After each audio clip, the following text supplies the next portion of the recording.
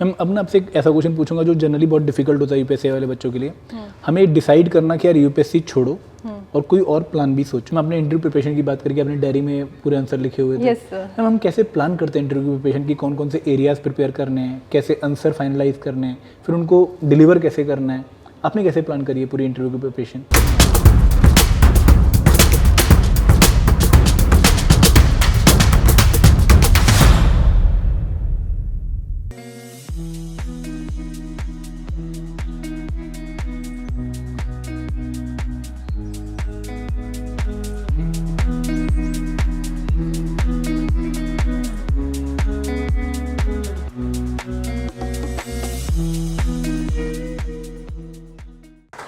Hi everyone, आज हमारे साथ एक बहुत ही स्पेशल गेस्ट हैं अनुराधा मैम, जिन्होंने रिसेंटली एपीएफसी 2023 एग्जामिनेशन को क्वालिफाई किया है और बहुत ही अच्छे तरीके से क्वालिफाई किया है।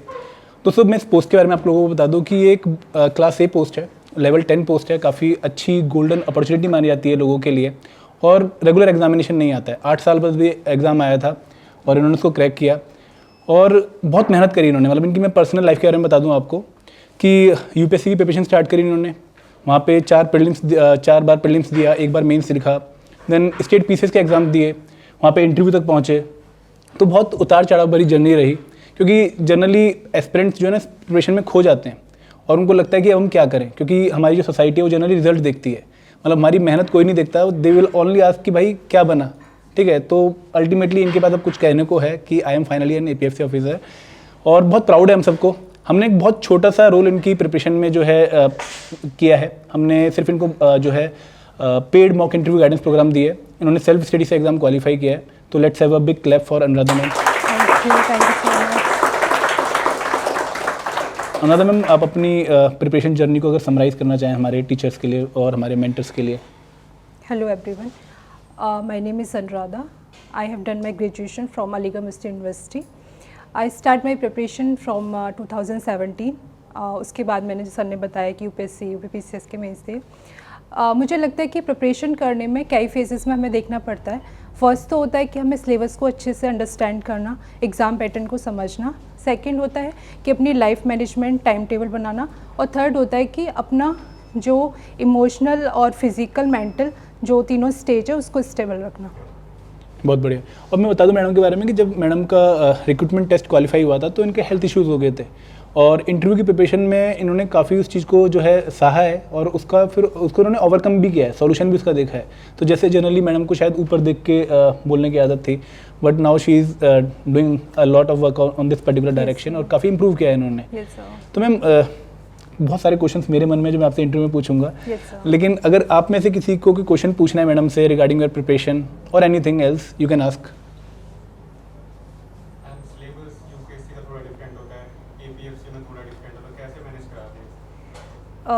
सर इसके सिलेबस में apart from CSC syllabus, labour law और अकाउंटिंग और इंडस्ट्रियल रिलेशंस, इसके 3 मेन टॉपिक हैं जो अलग होते हैं। उसके लिए एक श्रीवास्तव गुप्ता की बुक आती है, वो मैंने रेफ़र की थी। और एक मेरे मेंटर हैं स्वराज सर, उनका जो लॉ बैकग्राउंड था तो उन्होंने लेबर लॉ मुझे डिटेल में एग्जांपल्स और प्रैक्टिकली समझाया था। आपने बताया आपने पीसीएस का भी इंटरव्यू दिया है। Yes sir. तो ये कौन सा पीसीएस? State UPPCS.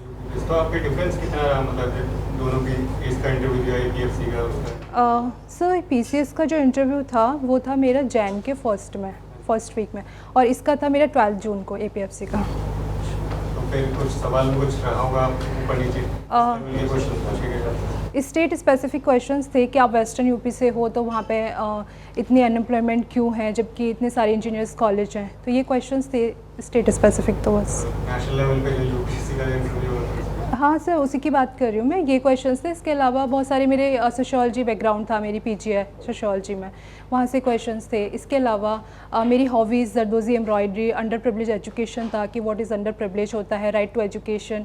फिर इससे रिलेटेड जो सुप्रीम कोर्ट का टीएमपाई जजमेंट है उसमें कितने परसेंट है, 25% है।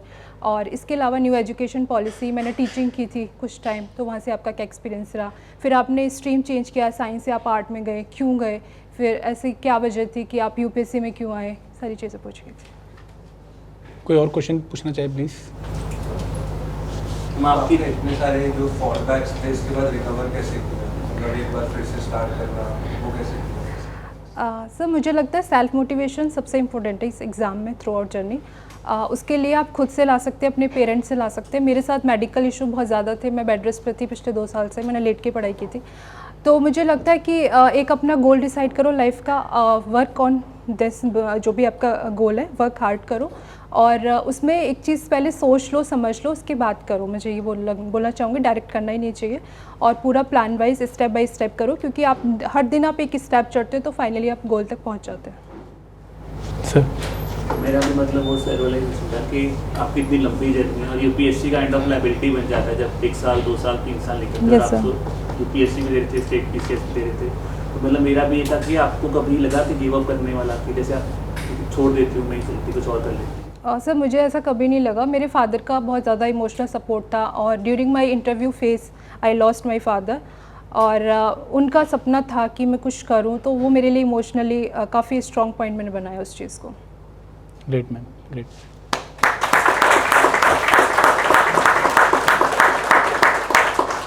Any other question? मैम ना नॉलेज का भंडार है, आप अगर चाहो तो अपनी कोई भी क्वेरी इनसे पूछ सकते हो। मतलब हम्बल हो रहे हैं बट इनको बहुत कुछ पता है, तो प्लीज़ अगर कोई पूछना चाहे तो पूछ सकता है।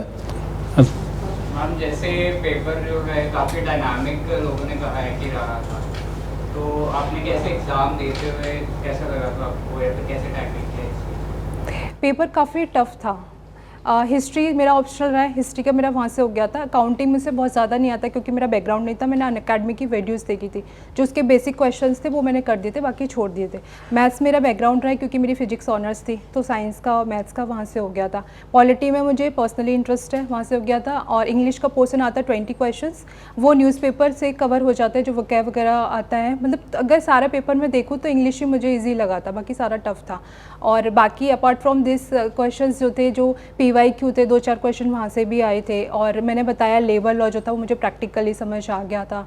इंडस्ट्रियल रिलेशन, उससे रिलेटेड क्वेश्चंस जो थे, ऐसे ही किया था।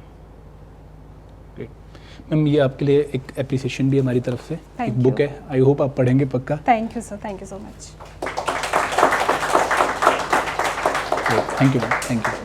हाय एवरीवन, बहुत बहुत स्वागत है आप लोगों का APFC सक्सेस स्टोरी सेशन में। और आज हमारे साथ एक बहुत ही स्पेशल गेस्ट अनुराधा मैम, जिन्होंने रिसेंटली कंडक्ट हुए APFC एग्जामिनेशन में 47 रैंक हासिल किया है। मैम बहुत बहुत कॉन्ग्रेचुलेशन आपको। Thank you sir, thank you so much.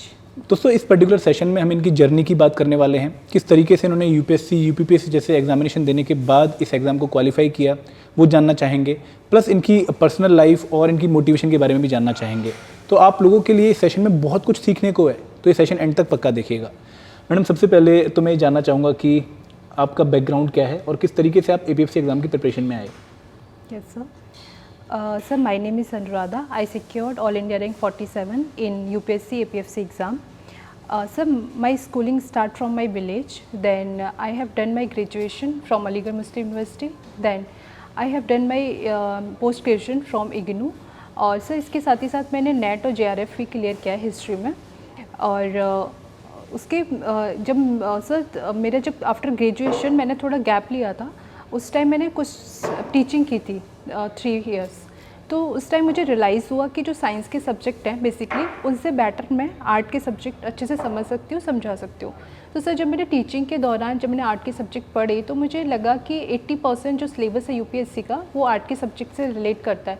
तो सर मैंने 2017 में मूड बनाया था, मतलब डेडिकेशन के साथ में पूरा फुली प्लान कि मुझे UPSC करना है।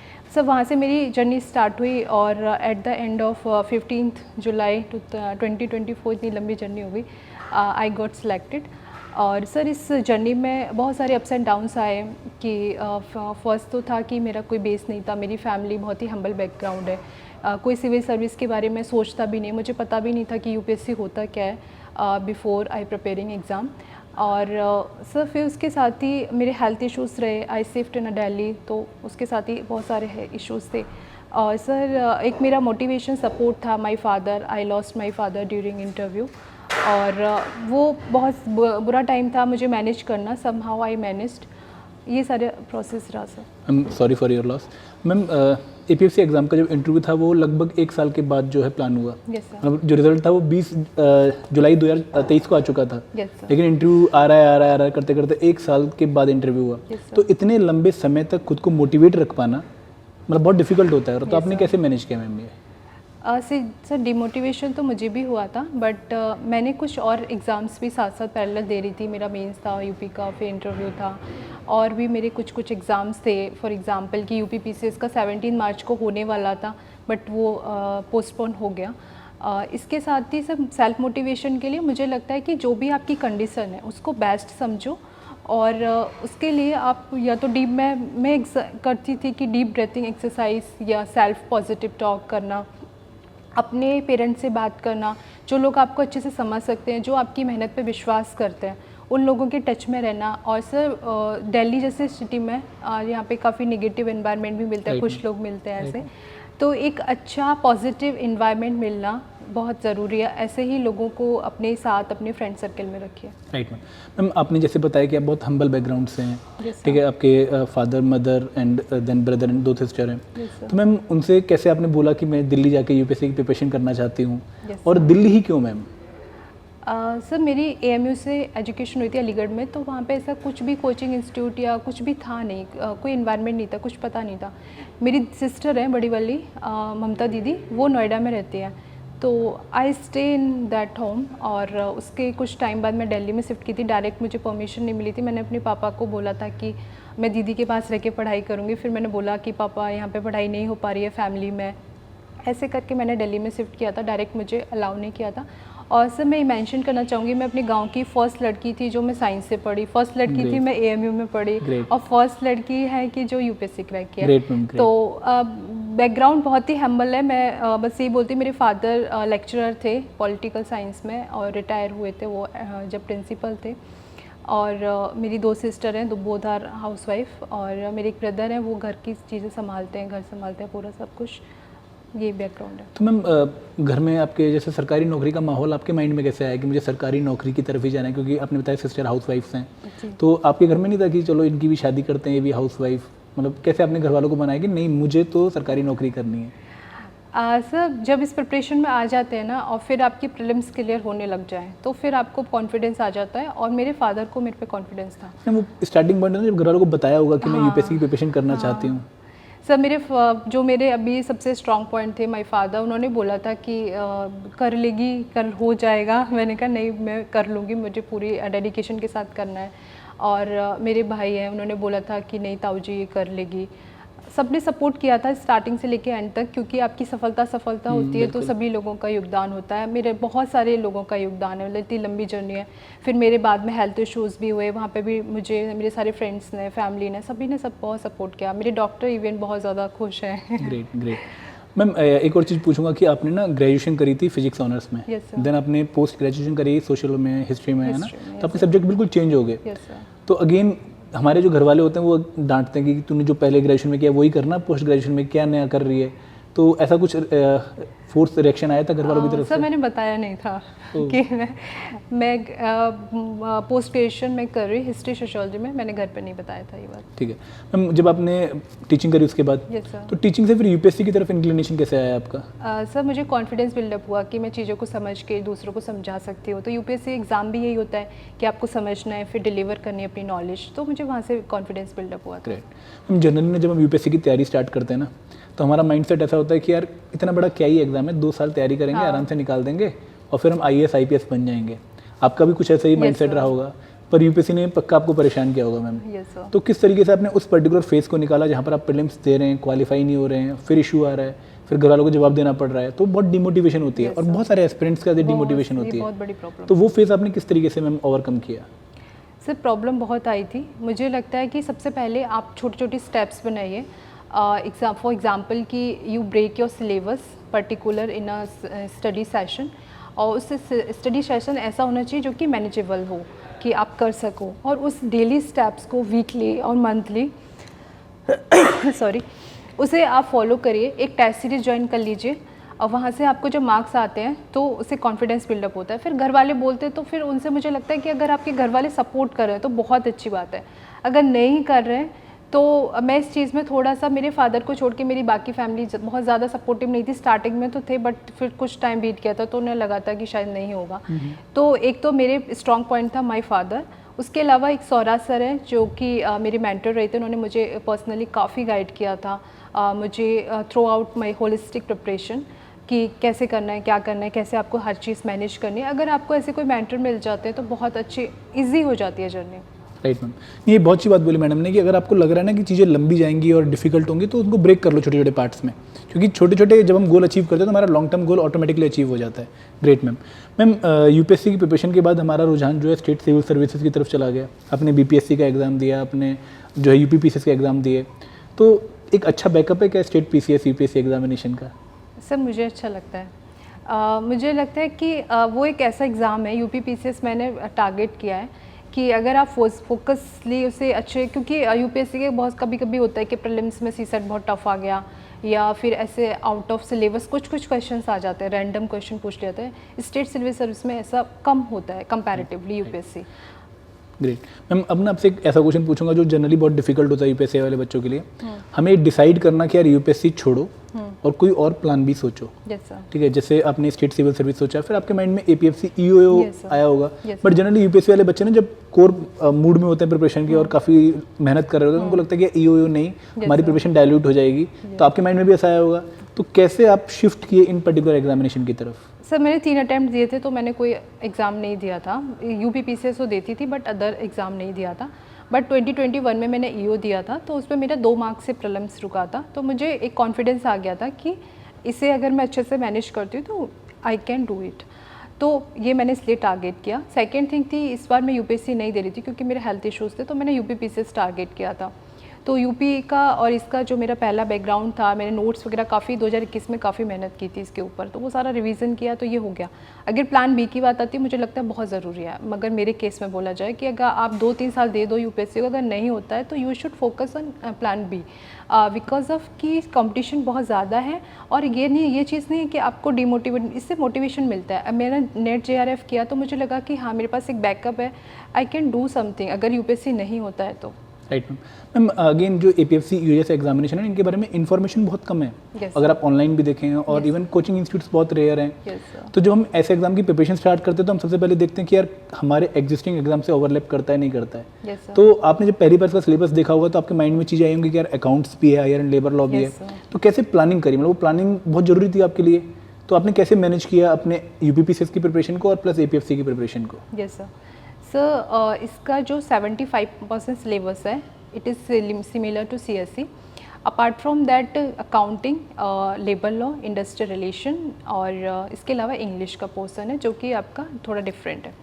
तो मैंने लेबर लॉ और जो अकाउंटिंग वाला पोर्शन था वो तो सौराज सर जो मेरे मेंटर हैं उन्होंने मुझे पर्सनली पढ़ाया था क्योंकि उनका लॉ बैकग्राउंड है। और अकाउंटिंग के लिए मैंने पर्सनली ये किया था कि अनअकैडमी की वीडियोस पड़ी हुई हैं, बेसिक पूछते हैं उसमें, तो वहाँ से आपकी चीज़ें कवर हो जाती हैं। और न्यूज़पेपर के थ्रू आपकी बुकैफ इंग्लिश और एसएससी के लिए जो इंग्लिश की बुक आती है वो आप पढ़ सकते हो। उसमें जो जनरल ग्रामर आती है इंग्लिश की वो उसमें पूछी जाती है। इसके अलावा जो इंडस्ट्रियल रिलेशन है वो ओवरलैप करता है लेबर लॉ से, कि आपके एम्प्लॉयर और एम्प्लॉय के बीच में क्या रिलेशन होने चाहिए। तो वो वहाँ से जब आपका बेस स्ट्रॉन्ग हो जाता है लेबर लॉ का, तो वो आपसे वहाँ से कवर हो जाता है। इसके लिए कुछ पर्टिकुलर बुक्स हैं, फॉर एग्जांपल एससी सेक्शन अफसर की बुक है, एक गुप्ता एंड त्रिपाठी सर की बुक है, और सर एक येलो क्लब की बुक थी, मुझे सॉरी सर पियाली घोष की एक बुक आती है। हाँ सर, पियाली घोष की वो बुक भी है, पियाली घोष की। और सर इसके अलावा अगर मैं करंट अफेयर का भी इसमें काफ़ी क्वेश्चंस थे, तो मैं जो ओनली आईएएस है उसकी डेली वीडियो सुनती थी, और इसके अलावा विज़न की जो मंथली मैगजीन है उसको फॉलो करती थी। Great ma'am. एक और चीज़ मैं पूछूंगा कि ये एग्जामिनेशन रेगुलर नहीं है। Yes, sir. मतलब एपीएफसी एग्जामिनेशन 2023 में 8 साल बाद आया था। Yes, sir. और ईओ एग्जामिनेशन अगेन 2-3 साल में एक बार होता है। Yes, sir. तो जो एग्जाम रेगुलर नहीं होते ना, उनका ट्रेंड हमें नहीं पता होता। Yes, sir. मतलब जनरली हम 2015 पेपर देखते हैं, वहाँ पे फैक्चुअल क्वेश्चन दिख रहे होते हैं, लेकिन इस बार 23 में बहुत डिफिकल्ट पेपर आया था। Yes, sir. ईओ का भी और एपीएफसी का भी। Yes, sir. तो मैम जब हमें ट्रेंड नहीं पता होते और हमें एकदम पेपर में आके पता लगता है कि यार पेपर डिफिकल्ट हो गया, तो फिर कैसे मैनेज करते हैं अपने आप को? मतलब you are the perfect one to tell about this particular question. Sir paper tough होता है तो उसमें एक चीज़ रहती है कि आप दिमाग लगा के क्वेश्चन करते हो। इजी में क्या होता है, सिली मिस्टेक बहुत होती है, हम बहुत ज़्यादा सोचते हैं पेपर इजी है फटाफट करते हैं क्योंकि कट ऑफ इसकी हाई जाएगी। ये पेपर मैंने देखा था, मेरे पोर्शन में सबसे पहले इंग्लिश का था, फिर था हिस्ट्री मेरा ऑप्शनल रहा है और मेरा नेट जेआरएफ भी है, तो मतलब मुझे लगा कि इसके लेवल काफ़ी हाई है। तो वहाँ से मेरा बन गया था कि इसकी कट ऑफ कम ही जाएगी, लेकिन पेपर बहुत टफ है। पॉलिटी के क्वेश्चंस भी थे, कॉन्सेप्चुअल थे, और इसमें पॉपुलेशन के, ग्लोबलाइजेशन के क्वेश्चंस थे।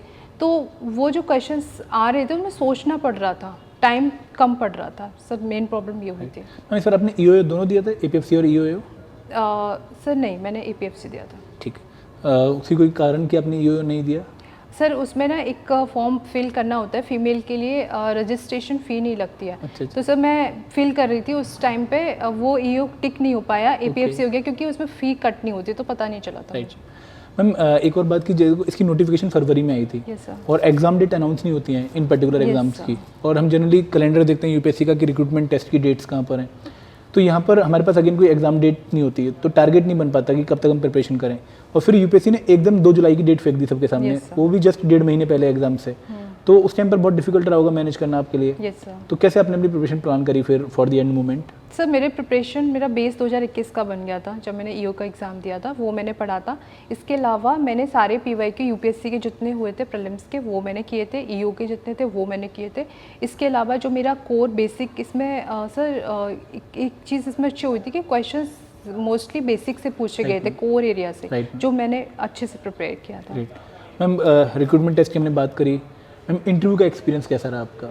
सर इंटरव्यू मेरा बहुत ही अच्छा हुआ था।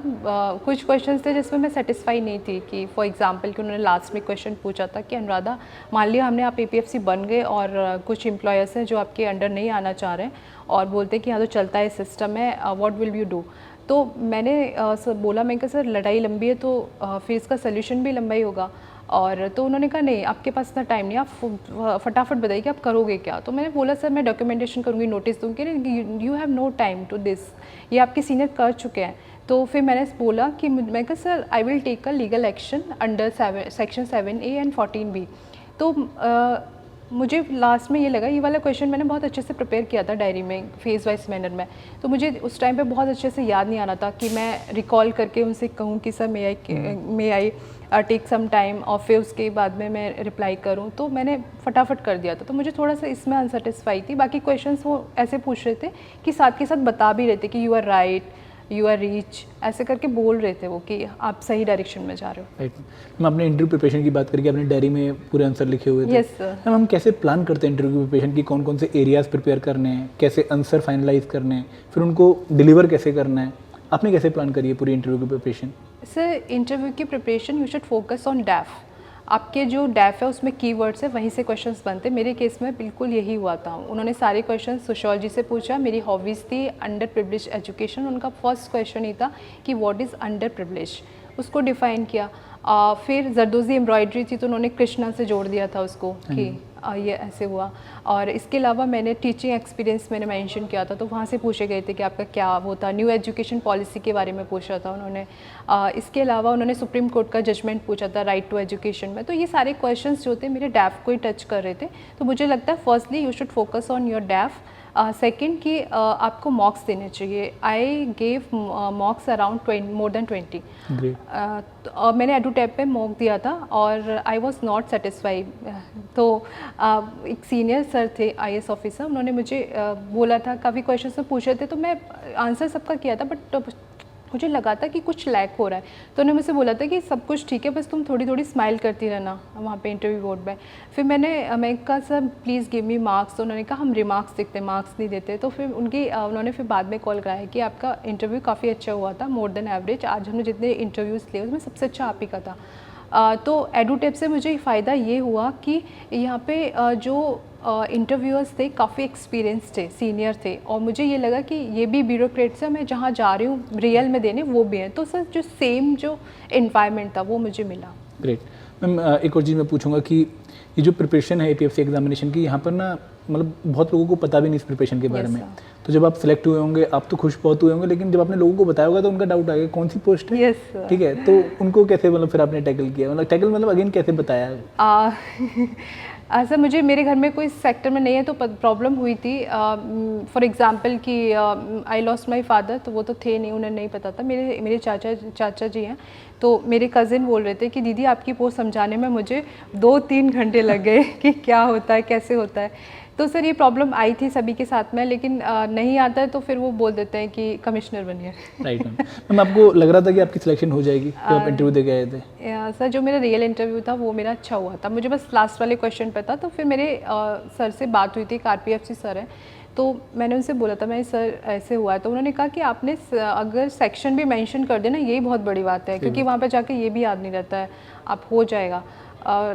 थोड़ा सा डाउट तो था बट बहुत ज़्यादा श्योर नहीं थी, बट ये था कि हाँ हो सकता है। राइट मैम, जब रिजल्ट आया, क्योंकि अगेन रिजल्ट में भी होगा कि इंटरव्यू खत्म होगा 14 जून को, 1 हफ्ते में रिजल्ट आ रहा है, 2 हफ्ते में रिजल्ट आ रहा है, तब रिजल्ट आएगा, पता ही नहीं लगा, और फिर एकदम रिजल्ट गिर गया। तो बहुत डर लगा होगा PDF खोलते हुए, अपना रोल नंबर चेक करते हुए, उस टाइम क्या फीलिंग थी मैम आपकी? सर मैंने नहीं चेक किया था, मेरे जो मेंटर सर हैं मैंने उनसे चेक कराया था। मुझे लग रहा था मैं अगर मेरा नहीं हुआ तो मैं पता नहीं क्या करूँगी, क्योंकि सर ये फेज़ मेरी लाइफ का मुझे लगता है सबसे वास्ट फेज़ से मैं गुजरी हूँ पिछले 3-4 महीनों से, क्योंकि मेरे फाइनल सिलेक्शन कई जगह रुके हैं। मैंने टीचिंग्स के भी एग्ज़ाम्स दिए थे, वहाँ भी मेरा फाइनल रुका था। इसकी UPPCS मेरा फाइनल रुका, फिर ये था, फिर मेरा जो इमोशनल और जो मेरा मेंटल फाइनेंशियल जो मेरा सपोर्ट था वो मुझसे चला गया 14 मार्च को। तो मैं ये नहीं था कि मैं प्रिपरेशन छोड़ देती अगर नहीं होता, लेकिन जो सिचुएशन है वो काफ़ी वर्स्ट हो जाती है। तो मैम रिजल्ट देख के सबसे पहले किसको बताया कि मैं सिलेक्ट हो गई? मैंने किसी को नहीं बताया, मैं रोती रही थी। रोते रहे? अच्छा, you are missing your father I think. तो मैम मतलब जब घर वालों को बताया तो सेटिस्फाइड होंगे सब? Yes sir. मम्मा का reaction then I called my mother. Mumma बहुत खुश थी वो, बस पापा को मिस कर रही थी। Right ma'am.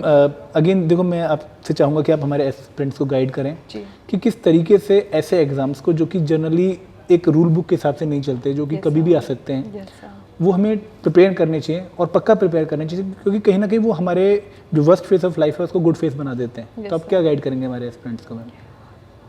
सब मैं यही कहना चाहूँगी कि बी कंसिस्टेंट।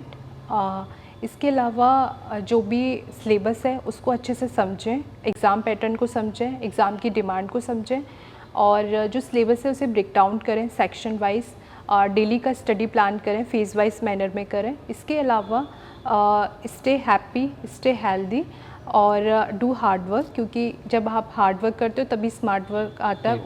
उसी का कंक्लूज़न है वो करें। एक पॉजिटिव एनवायरनमेंट रखें और never loss site of your dreams. Great. हमने बहुत अच्छी बात बोली। देखो, आप देख रहे हो इनकी जर्नी स्मूथ नहीं रही है, बहुत मेहनत करी इन्होंने अपनी प्रिपरेशन जर्नी में, लेकिन इनकी मेहनत इतनी अच्छी थी कि जब इनको अपॉर्चुनिटी मिली तो वो क्लिक कर गई। एंड दोस्तों, आपको भी कुछ ऐसी ही मेहनत करनी पड़ेगी अगर आपने APFC ऐसे एग्जाम को क्वालिफाई करना है। This is all from my side. Thank you very much. जय हिंद, जय भारत।